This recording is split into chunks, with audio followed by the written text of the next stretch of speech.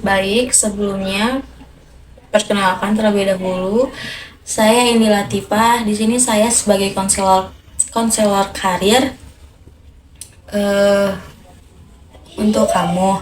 Nah, sebelum kita mulai ke sesi berikutnya, apakah boleh saya minta kamu untuk memperkenalkan diri terlebih dahulu? Baik Bu, perkenalkan nama saya Adul, saya mahasiswa semester 6 dari jurusan psikolog. Saya bingung buat karir kedepannya Bu. Nah, eh, Adul, apakah alasan utama kamu mencari bantuan konseling karir saat ini? Apakah karena merasa kurang pilihan atau karena terlalu banyak pilihan, atau butuh konfirmasi atas pilihan yang sudah ada? Jujur Bu, saya bingung, banyak yang bilang saya cocok dari psikolog, tapi saya juga sendiri tertarik di bidang sosial. Rasanya saya terlalu banyak pilihan tapi malah bingung mau pilih yang mana. Nah, apa hasil spesifik yang kamu harapkan dapat tercapai setelah kita menyelesaikan rangkaian sesi konseling ini? Saya ingin keluar dari ruang ini dengan gambaran yang lebih jelas Bu. Setidaknya salah satu arah yang paling sesuai dengan diri saya. Apa saja persyaratan inti atau core requirements seperti tingkat pendapatan, gaya hidup, atau nilai kerja yang menurutmu harus dipenuhi oleh karir di masa depan kamu? Saya ingin pekerjaan yang tidak terlalu monoton, bisa berhubungan langsung dengan orang dan gajinya cukup untuk hidup mandiri. Saya juga ingin kerja yang membuat saya merasa bermakna Bu. Oke, adakah bidang pekerjaan yang sebenarnya menarik buat kamu atau kamu abaikan gitu karena merasa tidak memiliki kemampuan yang cukup dan sukses di sana? Ada Bu, saya sebenarnya suka dunia training dan pengembangan SDM, tapi saya pikir saya terlalu introvert untuk jadi trainer, makanya saya tidak terlalu serius mempertimbangkannya. Nah, kalau kamu punya jaminan bahwa kamu memiliki semua keterampilan yang diperlukan, nah pilihan karir mana yang kamu sebutkan tadi yang paling ingin kamu coba? Kalau dijamin bisa, saya paling ingin jadi learning atau developer spesialis Bu, tapi saya suka merancang program, suka lihat orang berkembang. Bagaimana perbandingan antara kemampuan objektifmu, misalnya berdasarkan nilai, pengalaman, organisasi, atau feedback dari dosen, dengan daftar karir yang ada di benak kamu saat ini? Nilai saya di mata kuliah pengembangan SDM dan psikolog industri cukup besar, tapi saya juga pernah jadi koordinator pelatihan di BIM, tapi memang saya sering tidak percaya diri kalau harus berbicara di depan banyak orang. Nah, langkah kecil apa sih atau tugas awal apa yang bisa kamu selesaikan di minggu ini untuk mulai menunjukkan kemajuan bahwa dalam penguasaan keterampilan di bidang yang kamu minati? Mungkin saya bisa coba presentasi di depan teman-teman berkelompok, belajar atau ikut satu webinar tentang L&D biar saya makin paham bidangnya. Saat kamu berhasil menyelesaikan tugas sulit di masa lalu, misalnya koordinasi acara BM yang kamu sebut tadi, LND, sejauh mana kamu bisa melihat keberhasilan itu sebagai hasil dari kemampuan pribadimu sendiri, bukan sekedar keberuntungan? Jujur saya sering bilang itu cuman kebetulan atau karena teman-teman yang bagus, tapi kalau dipikir ulang saya yang merancang rundownnya, saya yang koordinasi semuanya, itu memang kerja keras saya juga ya Bu. Nah, Itu insight yang sangat penting ya tentunya, dimana keberhasilan itu bukan sebuah kebetulan. Sekarang ada nggak sih seseorang yang kamu kenal atau tokoh yang kamu kagumi yang berhasil menavigasi atau memotivasi jalur karir supaya bisa kita pelajari strateginya? Ada Bu, kakak tingkat saya namanya Madian, dia introvert tapi sekarang jadi L&D officer di perusahaan multinasional. Saya sempat ngobrol dengannya sekali. Menurut pandangan kamu, apakah konsekuensi positif dan negatif yang paling mungkin terjadi jika kamu benar-benar menekuni karir di bidang learning and development? Positifnya saya bisa membuat orang berkembang, pekerjaannya kreatif dan katanya prospeknya bagus. Negatifnya mungkin persaingan ketat dan saya belum punya pengalaman kerja nyata di sana. Nah, sejauh mana kamu percaya bahwa jalur karir ini akan memberikan kepuasan diri dan pengakuan dari orang-orang yang kamu anggap penting? Saya rasa orang tua saya kurang familiar dengan profesi L&D spesialis. Mereka lebih terkenal psikolog klinis. Saya takut mereka tidak mendukung, Bu. Oke. Informasi nyata apa sih yang masih kamu perlukan untuk memastikan bahwa bayangan kamu tentang pekerjaan ini itu sesuai dengan realitas di pasar kerja?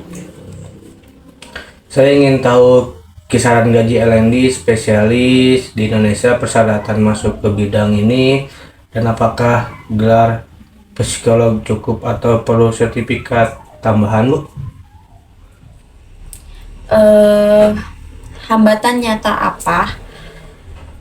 Seperti masalah keuangan, lokasi geografis, atau pertentangan keluarga yang mungkin menurut kamu paling mungkin menghalangimu untuk mengejar tujuan ini? Yang paling besar mungkin ekspektasi orang tua tadi ya, Bu. Selain itu saya merasa perlu magang dulu untuk pengalaman, tapi saya tidak tahu harus mulai dari mana, Bu. Seberapa besar sih kemungkinan hambatan itu benar-benar muncul, dan rencana cadangan apa yang bisa kita siapkan untuk mengelolanya? Mungkin orang tua menentang cukup besar kalau saya tidak menjelaskan dengan baik, tapi kalau saya bisa menunjukkan data prospek dan gaji, mungkin mereka lebih bisa menerima untuk magang. Saya bisa coba daftar di program magang perusahaan atau divisi HRD-nya. Siapa saja orang di lingkungan kamu, seperti keluarga, teman, atau rekan, nah, yang dapat memberikan dukungan emosional atau bantuan psikis untuk mencapai pilihan ini? Mbak Dian bisa jadi mentor saya, teman-teman kelompok belajar saya juga jadi support, atau mungkin dosen PA saya bisa membantu saya mencari referensi magang.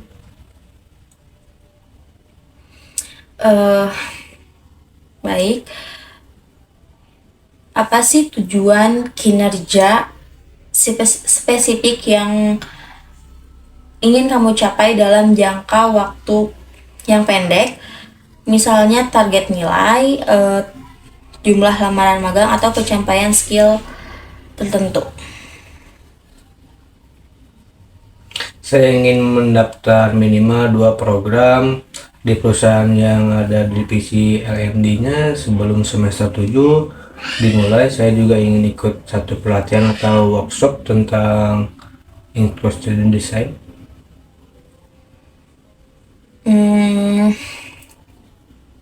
Bisakah kita membagi rencana besar itu menjadi sub-tujuan, di mana seperti sub-tujuan mingguan yang tertulis agar lebih mudah dipantau perkembangannya? Bisa, Bu. Minggu ini saya update CV dan cari info tentang magang. Minggu depan saya hubungi Mbak Dian untuk minta saran. Minggu ketiga saya kirim laporan pertama, Bu. Nah, baik ya. Untuk sesi ini kita sudah berjalan cukup jauh hari ini. Sebelum kita tutup, saya ingin memberikan beberapa tugas eksplorasi mandiri untuk kamu. Ini penting sebagai langkah-langkah lanjut kita di sesi berikutnya. Baik, Bu, saya siap.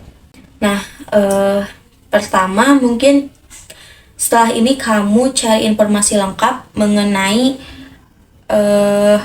profesi LND spesialis di Indonesia. Lalu mulai dari klasifikasinya yang dibutuhkan, kisaran dari gaji hingga sertifikasi yang relevan seperti BNSP atau Certified Trainer, di mana kamu di situ tuh bisa cek platform seperti ada aplikasi LinkedIn, Jobstrike, atau langsung ke website perusahaan yang kamu targetkan. Oke, Bu, itu yang memang saya butuhkan. Nah, kedua, kamu bisa menghubungi Mbak Dian, mungkin yang kamu tadi bilang bisa menjadi mentor kamu. Kamu bisa melakukan wawancara singkat 15 atau 20 menit untuk tanya tentang pengalamannya masuk ke dunia atau pekerjaan LND sebagai introvert. Itu akan sangat membantu. Siap, Bu, saya berani untuk coba. Nah, bagus ya, kamu udah bisa mau untuk mencoba. Lalu yang ketiga, kamu bisa mencoba untuk latihan public speaking di depan kaca gitu. Kamu bisa juga bergabung di komunitas seperti Toastmasters, atau cukup mulai dengan presentasi di kelompok belajarmu atau presentasi di kelas seperti itu. Ini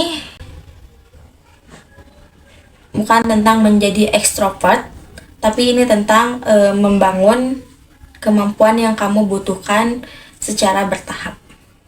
Iya, Bu, saya jamin jadi merasa lebih yakin setelah ngobrol tadi. Oke, saya senang melihat kamu sudah jauh lebih jelas arahnya dibanding saat kita mulai tadi ya. Jadi ingat, kalau kamu adalah agen aktif dalam perjalanan karirmu sendiri. Nah, lingkungan bisa membentuk kita, tapi kamu juga punya kuasa untuk membentuk lingkunganmu.